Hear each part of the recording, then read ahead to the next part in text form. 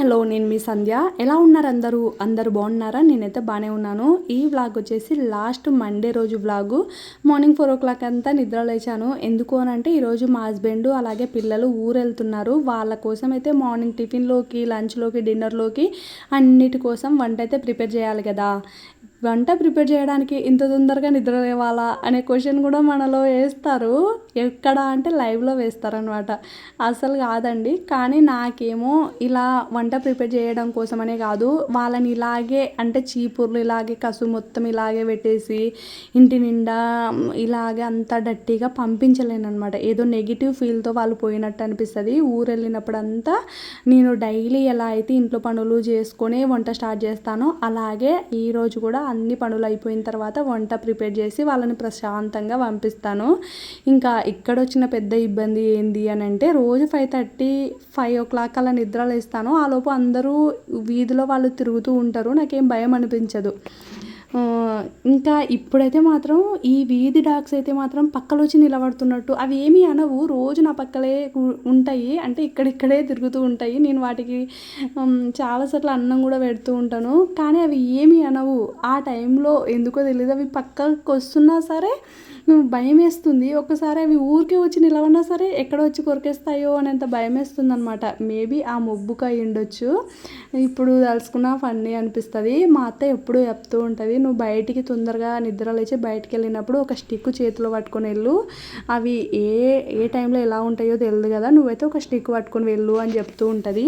అలా ఒక 10 మినిట్స్ పాటు భయపడిన తర్వాత ఆ మాట గుర్తొచ్చి ఒక స్టిక్ పట్టేసుకొని ఇల్లు మొత్తం నీట్గా కసువైతే జిమ్మేసి ఇంకా వాటర్ మొత్తము చల్లేసి వచ్చేసాను అనమాట. ఇక్కడైతే మాత్రం మా ఇంటి ముందే ఒక అరుగులా పెద్దగా ఉంది, చూసారు కదా, చెట్టు కూడా ఉంది.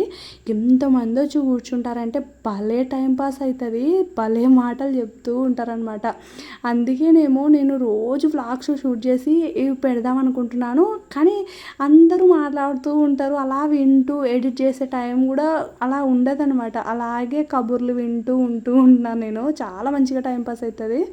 తర్వాత అయితే మాత్రము ఇంకా ఇంట్లో మొత్తం అంతా బయట ఇంట్లో మాపింగ్ వేసేసుకొని ముగ్గు పెట్టేసుకొని ఇంకా హెడ్ బాత్ చేసేసి పూజ అయితే చేశాను. ఆ లోపు తెల్లారిపోయింది. టైం ఇక్కడికి 5:40 అయింది, అయినా తెల్లవారిపోయింది. తర్వాత నేను వంట గదిలోకి రాగానే ఫస్ట్ చేసే పని బియ్యం నానబెట్టేసేయడము. బియ్యం ఒక 1/2 అవర్ అయినా నానితే మంచిగా రైస్ పొడి పొడిలాడుతూ వస్తుంది అనమాట. అందుకోసం అయితే ఫస్ట్ అయితే రైస్ నానబెట్టేసాను. అలాగే ఈరోజు వ్లాగ్ కంటిన్యూ అవుతూ ఉన్నప్పుడే ఒకటైతే చెప్తాను. ఒక మహానుభావురాలు ఒక మాట వదిలిందనమాట, దానికి నేను ఆన్సర్ కూడా చెప్తాను. నాకేం అదైతే నెగిటివ్ వేలా నేను తీసుకోను, కానీ చాలామంది నోట్లలో కూడా విన్నాను కాబట్టి, నా గురించి అని కాదు కొంతమంది గురించి కూడా విన్నాను కాబట్టి దానికి నేను ఆన్సర్ ఇస్తాను. నేనైతే ఇది నెగిటివ్ వేలో నన్ను అన్నందుకు అయితే తీసుకోను. ఎవరికి అవసరం ఉండదో అడగాలనుకుంటున్నాను. అలాగే వ్లాగ్ గురించి కూడా మాట్లాడుకుందాము. ఇక్కడైతే మాత్రము ఈరోజు వ్లాగ్లో మీరు మార్నింగు ఒకేసారి 1/2 అవర్లో వంట ఎలా చేయాలో చూసేయండి. ఫస్ట్ అయితే రైస్కి నానబెట్టేసాను కదా, ఇంకొక సైడ్ అయితే గంజికి పెట్టాను. నేను ఇక్కడ గంజికి పెట్టేసిన తర్వాత ఇంకొక సైడ్కి అయితే మాత్రం సాంబార్కి పెట్టాను. ఈరోజు టిఫిన్లోకి వచ్చేసి ఇడ్లీ, సాంబారు అలాగే చట్నీ.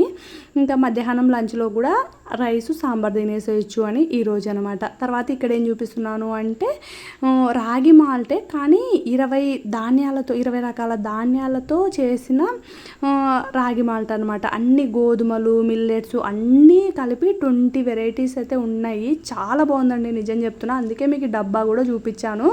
వీలైతే మనం రోజు తాగే రాగి జావా చాలామంది ఈ మధ్యకాలంలో తాగుతున్నారు. అలా రాగి జావా బదులు, అంటే రాగులు కూడా ఉన్నాయి ఇందులో, మెయిన్గా రాగులే, అలా రాగి జావా బదులు ఇలా ఈ సుగుణ రాగి మాల్ట్ అని 20 వెరైటీస్తో చేస్తున్నారు. చాలా బాగుంది. మామయ్య గారు అయితే చాలా ఇయర్స్ నుంచి తాగుతున్నారు.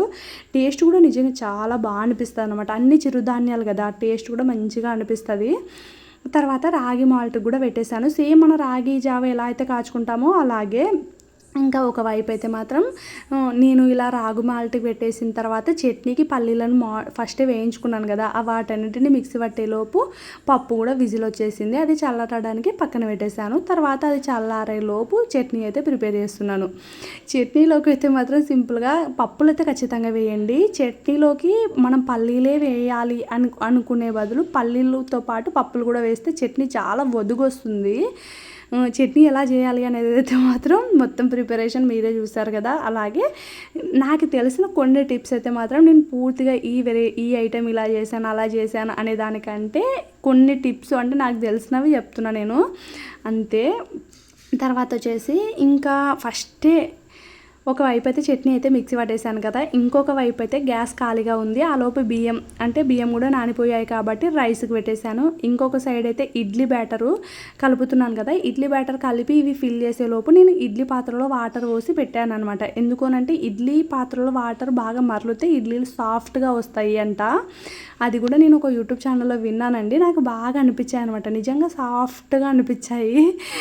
నిజం చెప్తున్నా, ఇడ్లీ చేయడం నీకు ఒక పెద్ద పని అనుకోవచ్చు, కాదు ఇడ్లీ ఎవరైనా చేస్తారు, కానీ అది తినేలాగా టేస్ట్గా చేయడమే గొప్ప కదా. నేను ప్రతిరోజు ఇదే చేస్తున్నాను ఈ మధ్యకాలంలో అయితే. కొంతమందికి తెలియదేమో, నేను ఇదైతే మాత్రం మా అత్తారిల్లు. మా మామయ్య గారికి చిన్న యాక్సిడెంట్, చిన్నది కాదు చాలా పెద్ద యాక్సిడెంట్ అయితే జరిగింది, లెగ్ ఫ్రాక్చర్ అయింది. అందుకోసం అయితే నేను ఊరు వచ్చాను, ఇక్కడే ఉంటున్నాను. మేము ఉండేదైతే మాత్రం వేరే చోటు ఉంటామన్నమాట. కానీ ఇప్పుడైతే మాత్రం లెగ్ ఫ్రాక్చర్ అయింది కాబట్టి ఇక్కడే ఉంటున్నాను. మా హస్బెండ్ పిల్లలు స్కూల్కి వెళ్తారు కాబట్టి మా హస్బెండ్ కూడా వెళ్ళి వస్తూ ఉంటారనమాట. కొంతమందికి అయితే కొత్తగా వచ్చిన వాళ్ళకి తెలియదు కదా, అందుకే చెప్తున్నాను ఇదైతే మాత్రము. తర్వాత అయితే మాత్రము ఇంకొక సైడు రైస్ ఉడికేలోపు, రైస్ అయితే ఉడకబట్టేలోపు ఇంకొక సైడ్ ఇడ్లీ కూడా రెడీ అవుతుంది. ఆ టైంలో నేను రైస్ ఉడికే టైంలోనే ఇంకా సాంబార్ కూడా మెదిపేసాను అనమాట. సాంబార్ అంటే ఏం లేదు, కందిపప్పు అలాగే ఇంకా వెల్లుల్లి రెబ్బలు పసుపు వేసేసి బాగా ఉడికిచ్చేసుకుంటాను. ఇంకొక వైపు ఇడ్లీ చల్లారేలోపు ఇంకొక వైపు అయితే చట్నీకి తాలింపు అయితే పెట్టేస్తున్నాను. ఇంకొక సైడ్ గంజి కూడా వాల్చేసాను. గంజి అయితే మాత్రం ఇలా వాల్చండి, అంటే కొంతమంది 2 kgs 3 kgs 5 kgs దాకా రైస్ వంచాలి అంటే భయం వేస్తుంది, మేము వంచలేము, అన్నం మెత్తగవుతుంది అంటారు కదా. ఇలాంటి ఒక క్లాతులు దొరుకుతాయి, అదో ఇలాంటి క్లాతులతోనే ఇలా వంచేస్తే మాత్రం ఎంత రైస్ అయినా సరే పొడి పొడిలాడుతూ వస్తుంది. అలాగే వంచిన తర్వాత అలా బాగా కదిలిచ్చి మగ్గిచ్చేసేయండి. ఇంకా నైట్ దాకా అయినా సరే అన్నం నీరు వస్తుంది అన్నమాట. నీరు వస్తకుండా అలాగే పొడి పొడిలాడుతూ గట్టిగా ఉంటుంది, బాగుంటుంది.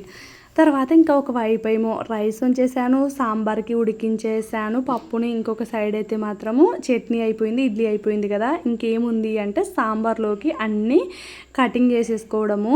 ఇంకా ఒకవైపు ఆనియన్ టమాటో అయితే కట్ చేసుకున్నాను. తర్వాత మునక్కాయలు కూడా సేమ్ ఇలాగే, మునక్కాయలు సపరేట్గా ఒక్కొక్క పీసు కట్ చేసి ఇలా పీస్ తీయాల్సిన అవసరం లేదు. ఇలా ఇలా ఇలా కత్తితోనే ఇలా ఒక సైడ్కి ఇలా అంటే మొత్తం అంతా పీస్ వస్తుంది. ఒక 5 minutesకి అంతా మొత్తం అన్ని కూరగాయలు కటింగ్ చేసేసాను అనమాట. ఇంకా రైస్కి అయితే పక్కన పెట్టేశాను, సాంబార్కి అయితే పెట్టేస్తున్నాను. ఇంకా సాంబార్కి పెట్టేసేసాను. ఇంకా ఆ లోపు మా హస్బెండ్ అలాగే పిల్లలు రెడీ అయిపోయి వచ్చారనమాట. వాళ్ళు ఏంటి అని అంటే మేము సాంబారు మధ్యాహ్నం రైస్లోకి తింటాము, మాకేం సాంబార్ వద్దు, మాకైతే మాత్రం ఇడ్లీ అలాగే చట్నీ పెట్టేసేయని అయితే చెప్పారు. ఇంకా నేను కూడా ఒకవైపు సాంబార్కి ప్రిపేర్ చేస్తూనే వాళ్ళకు కూడా ఇడ్లీ అలాగే పెట్టించేసాను. అలాగే ఈ మధ్యకాలంలో మా ఇంట్లో ప్రతిరోజు ఉండే టిఫిను ఇడ్లీ, అలాగే ఇడ్లీ ఆర్ ఉప్మా ఇవి. అలాగే ఇంకొకటి ఏంటి అని అంటే ఖచ్చితంగా పులిహోర కూడా ఉంటుంది. ఎందుకు అని అంటే మా ఫ్యామిలీలో మేము 10 members ఉంటాము. 10 membersలో నైట్ ఎవరో ఒకరు తినరనమాట. రైసు ఖచ్చితంగా మిగిలిపోతుంది కొద్దిగా అయినా సరే, దాన్ని ఖచ్చితంగా రోజు పులిహోర అయితే కలుపుతాము. రోజు తగినంత వండుకోవచ్చు కదా అంటే అంతమంది ఉన్నప్పుడు తగినంత ఉండలేమండి. ఒకవేళ తక్కువ వచ్చినా సరే బాధ అనిపిస్తుంది కదా ఆ టైంలో. అందుకోసం అయితే కొద్దిగా ఎక్కువగానే వండుతాము, మిగిలిన మార్నింగ్ తినేస్తారు. ఇంకా వాళ్ళకైతే మాత్రం పెట్టించేసిన తర్వాత ఇంకా ఆనియన్స్ అయితే మాత్రం ఫ్రై చేస్తున్నాను. ఎప్పుడైనా సరే మనం ఏ కర్రీ, నాన్ వెజ్ కర్రీస్ అయినా వెజ్ కర్రీస్ అయినా కర్రీస్లోకి ఆనియన్స్ సన్నగా తరిగి బాగా బ్రౌన్ కలర్ వేగిన తర్వాతనే మనం కర్రీ యాడ్ చేయాలి. అంటే మనం కట్ చేసుకున్న కూరగాయలనైనా నాన్ వెజ్ అయినా యాడ్ చేయాలి. అదే సాంబార్లోకైనా పులుసులోకైనా ఆనియన్ అసలు వేగనివ్వద్దు. మనము కట్ చేసుకున్న కూరగాయలన్నీ యాడ్ చేసేయండి, బాగుంటుందన్నమాట నిజంగా. తర్వాత చెప్పాను కదా ప్రతిరోజు పులిహోర అయితే ఉంటుంది అని అయితే మాత్రము పులిహోరలోకి అయితే కూడా కలిపేస్తున్నాను. ఇంకొక వాయికి ఇడ్లీ కూడా పెట్టేశాను. ఇంకొక సైడు రాగి జావ కలిపేసాను, మామయ్య గారు కూడా ఇచ్చేసాను. తర్వాత రైస్ మిగిలిన అన్నం అంతా కలిపేస్తున్నాను అనమాట. ఎందుకనంటే అందరు తినడానికి వచ్చారు, అందరికీ కూడా ఇప్పుడే పెట్టేస్తే అయిపోతుంది కదా అనేసి అయితే పెట్టేశాను అన్నమాట. ఇంకా మార్నింగ్ రొటీన్ అయితే నడుస్తూ ఉంటుంది. నేను ఒక ఆమెకి ఆన్సర్ చెప్పాలి అనుకున్నాను కదా, ఆమె ఏమనింది అని అంటే, ఈ సంధ్యకి ఎప్పుడు డబ్బులు కావాలి, ఈ సంధ్య ఎప్పుడు మాట నిలబెట్టుకుంటుంది అంటే. నేను చాలా వ్లాగ్స్లో చెప్పాను కదా ఏమని అంటే, ప్రతిరోజు మనం పెద్దవాళ్ళకి తోడుగా ఉండాల్సిన అవసరం లేదు, కానీ వాళ్ళకి నీడ్ ఉన్నప్పుడు మాత్రం ఖచ్చితంగా వాళ్ళ దగ్గర ఉండాలి. డబ్బులో అయినా అలాగే మనమైనా సరే నిలబడి స్టాండ్ తీసుకొని నిలబడి చేయాలి అనేటట్టు మనం ఉండాలి, మన మైండ్ అలాగే ఉండాలి అని చాలా వ్లాగ్స్లో చెప్పాను నేను. అది నాకు వచ్చింది కదా సిచ్యువేషన్ అదే. ఈ సంధ్యకి ఎప్పుడు ఆ తాండా మీదే దారు, తన వరకు వదిలిపెట్టి ఎక్కడ వెళ్తుంది అన్నట్టు చెప్పారనమాట. నిజం చెప్తున్నాను, నాకు డబ్బు అంటే చాలా ఇష్టము. ఎవరికి ఇష్టం ఉండదు. డబ్బులు లేకుండా మీరు కాలు బయటకి వెళ్ళి ఒక అడుగు వేసి చూడండి, మీ పని ఎలా నడుస్తుందో చెప్తాను. ప్రతి ఒక్కటి మనం అనుకున్న కళ అయినా, మనం ఏది కన్నా కళ అయినా సరే నెరవేరాలి అంటే డబ్బు ఉండాలి. మన పిల్లలు ఈరోజు ఇలా ఉన్నారు, రేపు ఇంకా మంచిగా ఉండాలి, రేపు ఇంకా వాళ్ళు ఎప్పటికీ మన ఎవరిని తల వంచేలా ఉండకూడదు అంటే మన వంతు ప్రయత్నంగా మనకి ఖచ్చితంగా డబ్బు ఆశ ఉండాలి, డబ్బు సంపాదించాలి. నేను అదే ఆలోచిస్తాను. అలా అని వాళ్ళకి ఎంతైనా ఇబ్బంది వచ్చినప్పుడు కూడా నాకు డబ్బులే కావాలి, నేను పనే చేసుకుంటూ ఉంటాను అని అయితే నేను అస్సలు చెప్పను, ఎవ్వరికి కూడా చెప్పను నేను అలాగా. నేను చెప్పేది ఏంటి అని అంటే, మన నీడు ఉన్నప్పుడు మనం చేయాలి ఖచ్చితంగా. అప్పుడు డబ్బును చూసుకోకూడదు, అలాగే మన హెల్త్ని చూసుకోకూడదు. అంటే మన హెల్త్ అంటే మనము ఇలా అలసిపోతామేమో, అలా అలసిపోతామేమో అలాంటివి చూసుకోకూడదు. మనకి ఎంతైతే మనం ఎఫర్ట్గా వాళ్ళకి హెల్ప్ చేయగలుగుతామో, ఎంతైతే మనం చేసి పెట్టి వాళ్ళని క్యూర్ చేయగలుగుతామో అంతా చేసి పెట్టాలి. ప్రతిరోజు అంటారా, నేను చెప్పాను కదా ప్రతిరోజు పెద్దవాళ్ళ దగ్గరే ఉండి సేవలు చేయాలి అని అయితే నేను చెప్పాను. ఆ టైంలో మనం సంపాదించుకునే టైంలో నిజంగా సంపాదించుకోవాలి. నేను అనుకున్నది ఇదే, చేసేది కూడా ఇదే.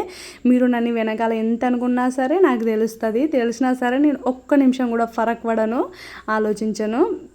నా ఆలోచన నేను ఇలాగే ఆలోచిస్తాను అంతే. అలా అని మా పెద్దవాళ్ళు నన్ను ఏం అనరా అంటే, చాలాసార్లు నన్ను అన్నారు. మా మధ్యలో చాలా ఇష్యూస్ కూడా వచ్చాయి.